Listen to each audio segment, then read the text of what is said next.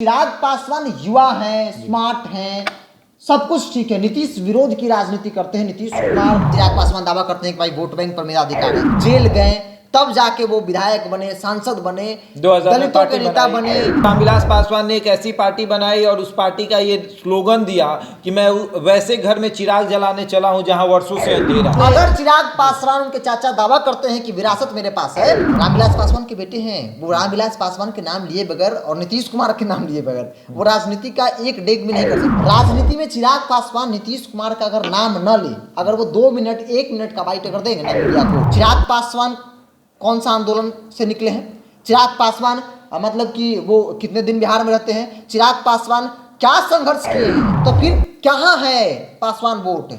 आप किसे स्वस्थ आपकी स्थिति क्या रही? किसी को चुनाव लड़ा दिया, तो कहते तो हैं कि 6% मेरे 6%, तो फिर वोट कहाँ है? जहाँ पे 50,000 पासवान है वहाँ पे 8,000 आपको वोट मिलता है। चिराग पासवान का बहुत बड़ा योगदान नहीं है, ये सभी लोग जानते हैं। वो उनकी इतनी पहचान है कि वो रामविलास पासवान के बेटे हैं। लेकिन बिहार में विरासत की राजनीति चल रही है। किसकी विरासत, किसके पास? दरअसल हम बात कर रहे हैं स्वर्गीय रामविलास पासवान जिस पार्टी को बनाए थे, एलजेपी यानी लोक जनशक्ति पार्टी, उस पार्टी में अब विरासत की होड़ लगी हुई है कि किसके पास विरासत है। रामविलास पासवान की जो राजनीतिक विरासत है वो उनके भाई पशुपति पारस के पास है या उनके बेटे चिराग पासवान के पास है। इसी पर चर्चा करेंगे। हमारे सहयोगी बिरजू हमारे साथ मौजूद हैं। क्या आखिरकार चिराग पासवान को वो विरासत मिलेगा या फिर पशुपति पारस को मिलेगा? देखिए, सबसे पहले तो जो लोग, चाहे वो चाचा हो, भतीजा हो, चिराग पासवान हो, फिर पशुपति कुमार पारस हो, इस विरासत शब्द का इस्तेमाल कर रहे हैं, वो तो नहीं होना चाहिए। राजनीति में कोई विरासत नहीं होता है।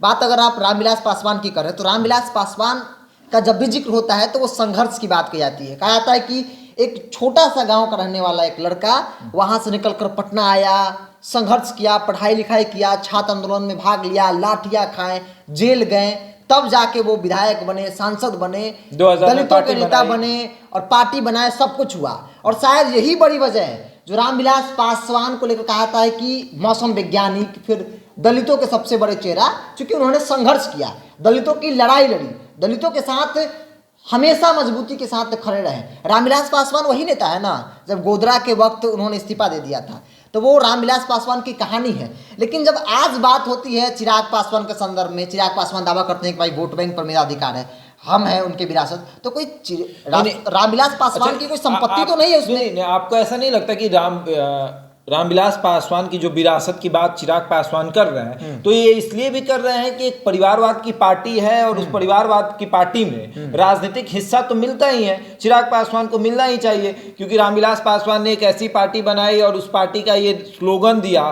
कि मैं वैसे घर में चिराग जलाने चला हूं जहां वर्षों से अंधेरा है। और उसके बाद चिराग जला अपने ही घर में, मतलब बेटा बना सांसद, भाई बना सांसद, बड़े भाई बने सांसद, भाई का बेटा बन गया सांसद, अब उस भाई का बेटा बनने जा रहा है सांसद। इस बात को ऐसे समझिए कि जो भी क्षेत्रीय दल है बिहार के संदर्भ में है, जो क्षेत्रीय दल है, चाहे आरजेडी को भी ले लेते हैं, क्योंकि वो एक व्यक्ति विशेष की पार्टी है। आरजेडी में लालू यादव जो चाहेंगे वही होगा, लालू यादव के बाद अब तेजस्वी यादव जो चाहेंगे वही होगा। ऐसा नहीं है कि भाई कि कोई आरजेडी की तरफ से कोई अगर उप मुख्यमंत्री बनेगा तो तेजस्वी यादव के अलावा कोई बन जाएगा, कोई सहमति नहीं मिला ना, विरासत मिला। लेकिन विरासत शब्द का इस्तेमाल करते हैं तो बेशर्मी है।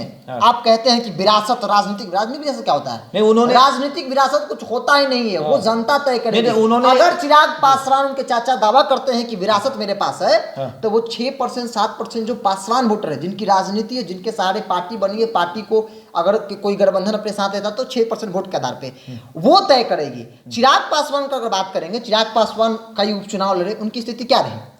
रामविलास पासवान के बेटे हैं, वो रामविलास पासवान के नाम लिए बगैर और नीतीश कुमार के नाम लिए बगैर वो राजनीति का एक डेग भी नहीं कर सकते। देखिएगा, चिराग पासवान में 2 चीज, एक तो हर सभा में रामविलास पासवान का नाम लेना भी चाहिए, का बेटा वो लेना भी चाहिए। भाई पिता, उनके पिता है तो ले रहे हैं, ठीक है, पार्टी और पार्टी के सम्मान नेता रहे हैं, उन्होंने पार्टी बनाई, एक बड़ा चेहरा थे, लेना चाहिए। हर कोई जो भी दलित नेता है वो लेता है, चाहे किसी पार्टी में हो, तो वो बहस नहीं है। दूसरी बड़ी बात है कि नीतीश कुमार का नाम, राजनीति में चिराग पासवान नीतीश कुमार का अगर नाम न ले, अगर वो 2 मिनट 1 मिनट का बाइट अगर देंगे ना मीडिया को, अगर कहीं 1 मिनट भाषण भी देंगे तो उसमें 4 बार नीतीश कुमार को कोसेंगे, क्योंकि उनकी राजनीति नीतीश विरोध की है। नीतीश कुमार का विरोध करना छोड़ देंगे, उनकी राजनीति वहीं पे खत्म हो जाती है। तो ये चिराग पासवान। दूसरी बड़ी बात विरासत की चाचा भतीजे में जो होड़ लगी है, 6% जो जनता है वो तय करेगी। अब चिराग पासवान, रामविलास पासवान का जिक्र होता है, संघर्ष की बात होती है। चिराग पासवान कौन सा आंदोलन से निकले हैं? चिराग पासवान मतलब कि वो कितने दिन बिहार में रहते हैं? चिराग पासवान क्या संघर्ष किए हैं कि सांसद बने? वो ये देख रहे हैं ना कि अगर मैं किसी आंदोलन से नहीं निकला हूं तो तेजस्वी यादव भी किसी आंदोलन से नहीं निकले हैं, ये सच्चाई है। अखिलेश यादव भी किसी आंदोलन से नहीं है। है। तो वो ये सोच रहे हैं कि जिस तरीके से यूपी में सत्ता मतलब सपा जो पार्टी है उसमें अखिलेश यादव ने कहा कि मेरी विरासत है और उनको विरासत मिल गई, बाद में चाचा अपनी पार्टी बना लिए, फिर दौड़ धूप के इधर से आ गए। ये भी सोच रहे हैं कि मेरे भी चाचा वैसे ही करेंगे, दौड़े धूपेंगे, फिर मेरे पास आ ही जाएंगे, तो विरासत मेरे पास रहेगी। तो वो अखिलेश यादव की तरह एक भूमिका बना रहे हैं कि मेरी विरासत तो मेरे पास लेकिन रहेगी। इसके पीछे एक सच्चाई को भी देखेंगे, इसके पीछे तर्क को भी आप देखेंगे। देखिए, अगर हम कह देते हैं कि मेरे पास किसी व्यक्ति या किसी महान पुरुष का विरासत मेरे पास है, सिर्फ मुंह से कह देने से नहीं होगा कि ठीक है रामविलास पासवान के बेटे चिराग पासवान हैं, लेकिन क्या गारंटी है? आपने कई चुनाव लड़े,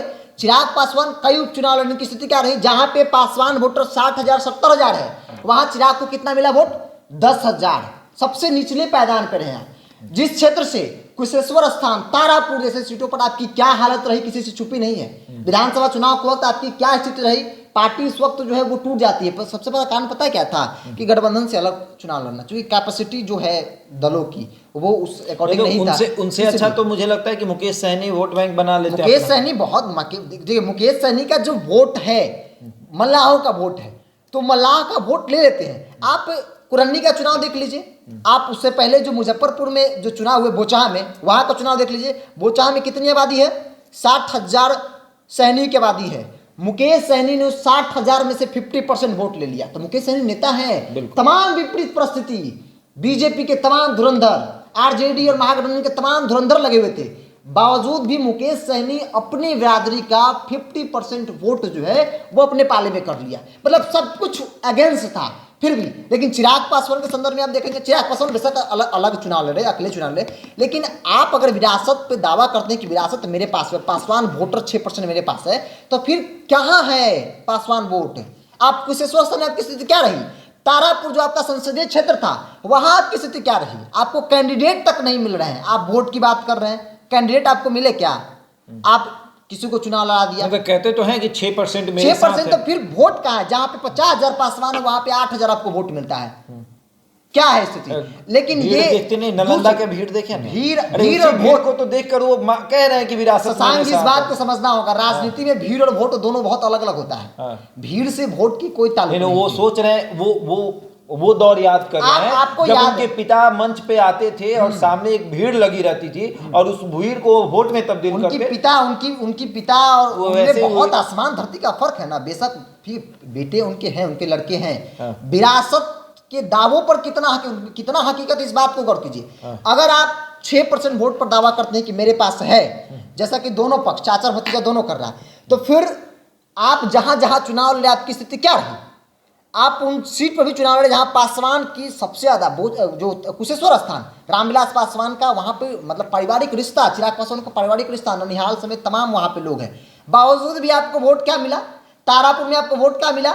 ये किसी से छुपी है क्या? तो विरासत में हकीकत क्या है? दूसरी बड़ी बात, चाचा की बात कर लीजिए, पशुपति कुमार पारस। देखिए पशुपति कुमार पारस, इतना तो जरूर है कि पार्टी को सींचने में पशुपति कुमार पारस का योगदान, आप इसको इग्नोर नहीं कर सकते। चिराग पासवान का बहुत बड़ा योगदान नहीं है, ये सभी लोग जानते हैं। वो उनकी इतनी पहचान है कि वो रामविलास पासवान के बेटे हैं। लेकिन जिस दलित सेना के बदौलत लोजपा चलती थी, एक मजबूती से हर पार्टी का अपना संगठन होता है, तो एक दलित जो सेना थी वो किसने बनाया? उसको किसने सींचा? पशुपति कुमार पारस ने सींचा। रामविलास पासवान के साथ जब से होश में आया, जब से राजनीति में आया, कदम में कदम मिलाकर राम और लक्ष्मण की तरह चले। तो पहला हक उनका भी है। अगर ऐसे भी बात करेंगे, आप राजनीति छोड़ दीजिए, ऐसे बात करेंगे कि रामविलास पासवान के बाद कौन, तो उनका भी स्थान है, बिल्कुल इग्नोर नहीं कर सकते हैं, उनका भी स्थान है। आज देखिए कई चुनाव में आप देख लीजिए, चिराग पासवान अलग चुनाव लड़े, उपचुनाव हो या विधानसभा चुनाव में चाचा भी थे उस वक्त, लेकिन उपचुनाव में पारस एनडीए के हिस्सा थे। क्या हुआ उस वक्त? स्थिति क्या हुई?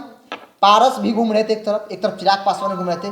पुराने चावल, जो एक बुजुर्ग में मिले थे कुशेश्वर स्थान, उन्होंने कहा कि पता है बाबू, पुराना चावल जो है ना, यानी कि घर का बुजुर्ग, घर का मुखिया, वो पशुपति कुमार पारस के साथ खड़ा है। और दिखा भी, परिणाम में वही देखा, एनडीए की प्रचंड बहुमत से जीत हुई। तो इस बात के प्रमाण है मतलब इनकी भाई चिराग पासवान युवा हैं, स्मार्ट हैं, सब कुछ ठीक है, नीतीश विरोध की राजनीति करते हैं, नीतीश कुमार को हर मुद्दों पर घेरते हैं, लेकिन जब बात आती है बिहार की मुद्दों की, समाज के साथ खड़े होने की, वहां कहीं ना कहीं पीछे हैं। और पशुपति कुमार पारस इन्हीं सब कारणों से वो आगे हैं। और एनडीए को ऐसा लगता है, भारतीय जनता पार्टी को ऐसा लगता है कि भाई पुराना चावल पासवान अगर किसी के साथ मजबूती से है, जो रील्स बनाने वाले युवा हैं, मतलब जो वोट देने वाले युवा नहीं है, 18 साल से नीचे के जो युवा है, जो रील्स पर अपना समय बिताते हैं, वो चिराग पासवान को समय देते हैं। क्योंकि हर कोई देखता है भाई उनके समाज के एक नेता युवा है, स्मार्ट है। एक कमेंट रहता है जो इसमें भी रहेगा कि जिंदाबाद, वो अलग बात, चिराग पासवान मुख्यमंत्री, वो अलग बात है। लेकिन बात विरासत की हो रही थी, विरासत का मतलब जनता तय करेगी। और जनता ने यह कई चुनाव में दिखाया है कि पशुपति कुमार पारस जहां रहे उनके साथ रही है। और भाई बात करी पासवान वोटरों की, तो पासवान वोटर जो है वो बीजेपी के साथ बहुत कंफर्टेबल महसूस करता है, आरजेडी के साथ भी कंफर्टेबल महसूस करता है। आरजेडी के पास भी है पासवान, कई नेता है, चिराग पासवान के जीजा जी भी है, बिल्कुल कई चुनाव में अपना जलवा जो है वो दिखाया है उन्होंने भी। तो ये बड़ी बात। तो एक अंत में बात कि आप जब पासवान 6% की बात करते हैं तो सिर्फ 6% तक ही सीमित है। बात पासवानों की मुद्दों की होती है तो फिर आप कहाँ होते हैं? आज पासवान रेजिमेंट की मांग जो पासवान समाज के युवा है सोशल मीडिया पर लगातार लिख रहे हैं। चिराग पासवान ने भी पासवान रेजिमेंट की मांग पर हामी भरी, लेकिन सिर्फ बयान देने से नहीं होगा। जब सदन चलता है उस समय तो बिहार में रहते हैं, और जब बिहार में जैसे निरहुआ ने पासवान रेजिमेंट की मांग को उठाया, वैसे भी आपको भी उठाना चाहिए। अगर आप 6% पे दावा करते हैं तो तब दिखेगी कि हाँ। अंत में यही कहूँगा, चिराग पासवान को अगर बिहार की राजनीति करनी है तो वो प्रवास, जो कहा था ना कि प्रवासी चिराग हैं, जो जनता दल यू कहती है, वो 4 दिन आते हैं फिर चले जाते हैं, बोनट पर चढ़ के हाथ हिला देना, ठीक है, वो राजनीति का एक हिस्सा है। लेकिन ग्राउंड पे क्या है? आप सिर्फ मीडिया में फुटेज और कैमरा में कैद होने से राजनीति वही नहीं है, राजनीति बहुत दूर है।